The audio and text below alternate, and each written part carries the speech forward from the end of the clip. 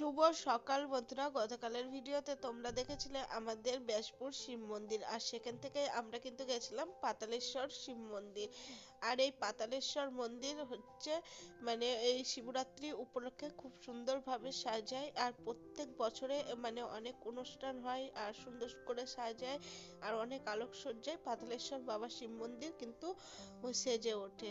আর অন্যবারকার তুলনায় আমার যেন মনে হচ্ছে এবছরে একটু বেশি আর কি সাজিয়েছে, আর খুবই সুন্দর লাগছিল।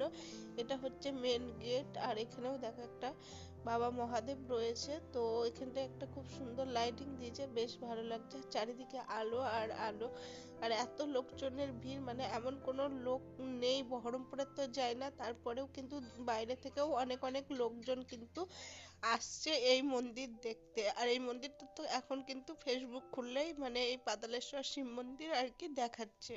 আমি বহরমপুরে থেকে খুবই গর্ববোধ করছি, কারণ এই মন্দিরটা এত পরিমাণে ভাইরাল। আর যারাই আমার চেনা পরিচিত আছে তারা কিন্তু এই মন্দিরটা ফোনে দেখে ফোন করে বলছে যে এই মন্দিরটা তোমাদের এখানে না? হ্যাঁ, এই মন্দিরটা আমাদের এখানে। তোমরা অনেকেই ফোন করে জিজ্ঞাসা করেছো যে কত দূর তোমাদের বাড়ি থেকে। তো আমাদের বাড়ি থেকে খুব একটা বেশি দূর না, খুব কাছেই। তো আমি তো শ্রাবণ মাসে এই মন্দিরে 4টে সোমবারের মধ্যে যে কোনো একটা সোমবারে আসি জল ঢালতে। আর শিবরাত্রিতেও কিন্তু আমরা আসি, কিন্তু আমি শিবরাত্রিতে জল ঢালি না, কিন্তু আমরা ঘুরতে আসি। মন্দিরটা দেখো কত সুন্দর ফুল লাইটিং দিয়ে সাজিয়েছে। তো এত সুন্দর সাজিয়েছে, চোখ তো পুরো ধাঁধিয়ে যাচ্ছে। আর আমি তো এই মন্দির সম্বন্ধে অত কিছু জানি না, তোমাদের দাদাভাই কিছু বলবে, সেটা তোমরা একটু শোনো।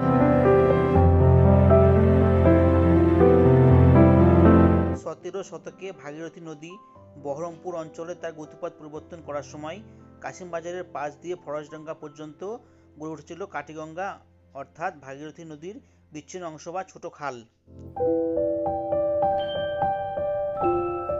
এই কাটিগঙ্গার দক্ষিণ দিকে অবস্থিত প্রায় 300 বছরের পুরাতন শিব মন্দিরটি পাতালেশ্বর মন্দির নামে পরিচিত। এখানে শিবলিঙ্গটি মাটির 10 ফুট নিচে প্রতিস্থাপিত। আমরা পৌঁছে গেছি পাতালেশ্বর মন্দিরের অভ্যন্তরে, একবার ভেতরে। এত সুন্দর করে সাজসজ্জা করেছে, দেখো বন্ধুরা, দেখে চোখ ধাঁধিয়ে যাচ্ছে। হিন্দু পুরাণ অনুসারে এই শিবলিঙ্গকে বলা হয় স্বয়ম্ভু, অর্থাৎ পাতাল থেকে একাই উঠে এসেছে। কথিত আছে চোরেরা চুরির উদ্দেশ্যে চেন দিয়ে বেঁধে হাতি দিয়ে টেনেও সরাতে পারেনি এই শিবলিঙ্গটি। আদি মন্দিরটি ছিল বেশ ছোট, 64 বর্গফুট জায়গার উপর। পরবর্তীকালে নতুন করে 2006 সালে এই নতুন মন্দিরটি নির্মিত করা হয়। তোমরা তো দেখলে মন্দিরে ঢোকার প্রথমেই রয়েছে 40 ফুট উচ্চতার একটি শিব মূর্তি। মূল মন্দিরের বাঁদিকে রয়েছে মনসা মন্দির ও ডান দিকে রয়েছে গণেশ মন্দির। এটাই হচ্ছে গণেশ মন্দির। মন্দিরের উত্তরে রয়েছে ইতিহাসের সাক্ষ্য বহনকারী সুপ্রাচীন সতীদাহ ঘাট। সেই অনুযায়ী মন্দিরের নাম হয়েছে সতীদাহ ঘাটের পাতালেশ্বর মন্দির। দেখো বন্ধুরা, এই নিচে কিন্তু আছে কাঠিগঙ্গা। এখানে কীর্তন হচ্ছিল, তোমাদের সঙ্গে শেয়ার করলাম সেই কীর্তন। তোমরা একটু দেখে নাও, খুব ভালো লাগবে। কৃষ্ণ নামের প্রিয় করো, রাধে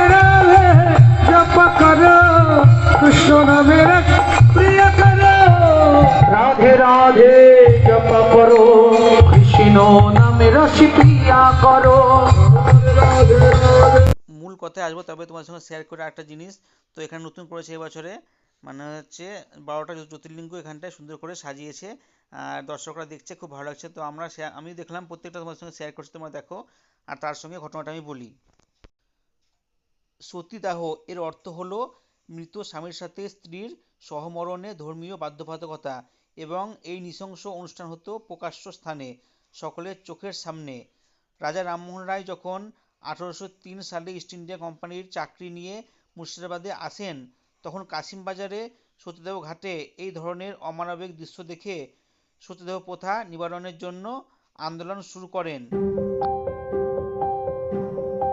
1802 সালে প্রথম লর্ড ওয়েলেসলি গঙ্গায় শিশু বিসর্জন নিষিদ্ধ করেন। এটাই ছিল ইংরেজ শাসনের প্রথম প্রয়াস। তারপর লর্ড বেন্টিং 1829 সালের 4 ডিসেম্বর সতীদাহ প্রথা নিষিদ্ধ আইন পাস করেন। প্রতি বছর শিবরাত্রি উপলক্ষে এই মন্দিরকে ঘিরে বিরাট মেলা। তাছাড়া মার্চের প্রথম সপ্তাহে এখানে ভক্তদের ভিড় লেগে থাকে। সেই সময় সারাদিন পূজা অর্চনা হয়। ভেতরে রয়েছে একটি দান সংগ্রহশালা, সেখানে শিব ভক্তরা দান করেন। রয়েছে নারী ও পুরুষের জন্য আলাদা আলাদা স্নানের ঘাট।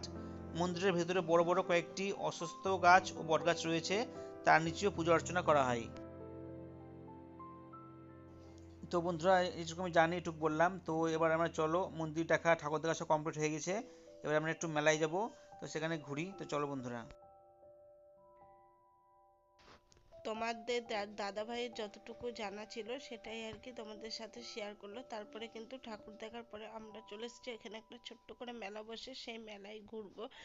আর এখন আমাদের মেলা ঘোরা মানে ছেলেপেলের কি পছন্দ কি নেবে ওদের জন্য আর কি আরো মেলাটা ঘোরা। তো চলো, আমার ছেলের তো এইটুকু কটা দোকানে আর কি কিছুই না পছন্দ হয়, ও শুধু দেখেই যাবে দেখেই যাবে, কিছুই আর কিনবে না। কারণ ওকে এখন যদি বলি তুই বড় হয়ে গেছিস, কিনতে হবে না, অনেক টাকা দাম, তো আমাদের কাছে টাকা নেই। ও কিন্তু অনেক সময় বুঝেও যায়, আবার অনেক সময় বায়নাও করে। তারপর আমার পছন্দের জিনিস এই যে ছোট্ট ছোট্ট ফুলের টবগুলো দেখছি, এগুলো বেশ ভালোই লাগছিল, আর দাম শুনলে তো অবাক।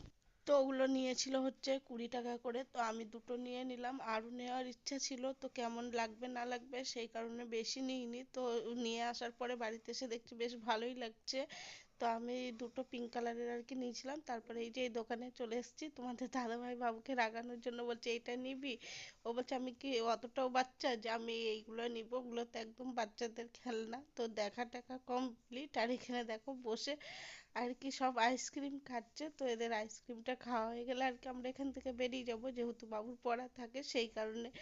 তো এখন কিন্তু আমরা বেরিয়ে যাচ্ছি, আর তার আগে কিন্তু ওখানটায় বসে বসে অনেক আড্ডা টাড্ডা হলো আর হাসি ঠাট্টাই আর কি, যেহেতু ঠাকুর জমায় গেছে আমাদের সাথে, সেখানে তো একটু মজা হবেই। আর এটা হচ্ছে আমার ভাইয়ের বন্ধু ভাই, তো এখানে এসছে আর কি সবাই মিলে এখন বাইরে ছবি তোলা হবে। আর ও আমার থেকে এতটাই লম্বা, ওর পাশে দাঁড়িয়ে মনে হচ্ছে আমি একটা ছোট্ট বাচ্চা মেয়ে। তো একটু লজ্জা লজ্জাও লাগছিল, তো কি আর করা যাবে তাই না বলো। আর এই বাইরেটা দেখেছো, লাইটিং দিয়ে এত সুন্দর সাজিয়েছে, আর সবাই মানে মানে পুরো মানে ওই পাতালেশ্বর জায়গাটাতেই মানে ভিড়, মানে কোথাও যে একটু দাঁড়িয়ে শান্তিতে ছবি তুলবো সেটা আর হয় না, মানে যে একজনা তুলতে না তুলতে আর একজনা ঢুকে যাচ্ছে। আর এই যে বাবার মাথায় থেকে জল পড়ছে, এটা কিন্তু বেশ দেখতে ভালোই লাগে। আর এই শিবটা কিন্তু অনেকটাই বড়, সেটাও কিন্তু তোমাদের দাদাভাই তোমাদেরকে বললো।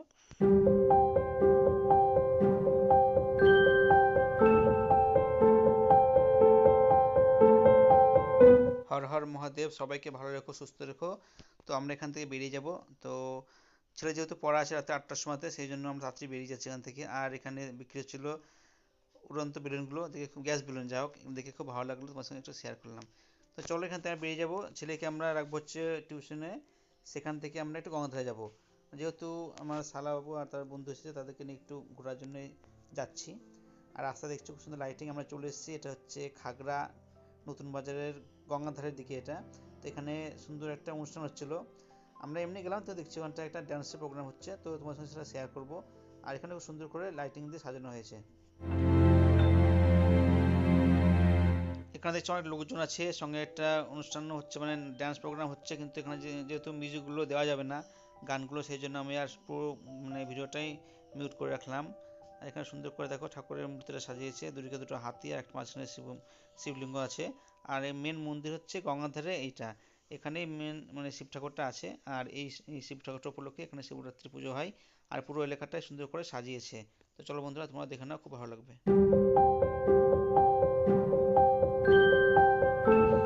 এখন যেহেতু সিজন চেঞ্জ হচ্ছে সেই কারণে কিন্তু আমার ঠান্ডা লেগে গলাটাও বসে গেছে। আর এখানে আমরা কিন্তু একটা ছেলের আর একটা মেয়ের মানে পরপর দুটো গানের ড্যান্স দেখেছিলাম, খুব ভালো লাগলো।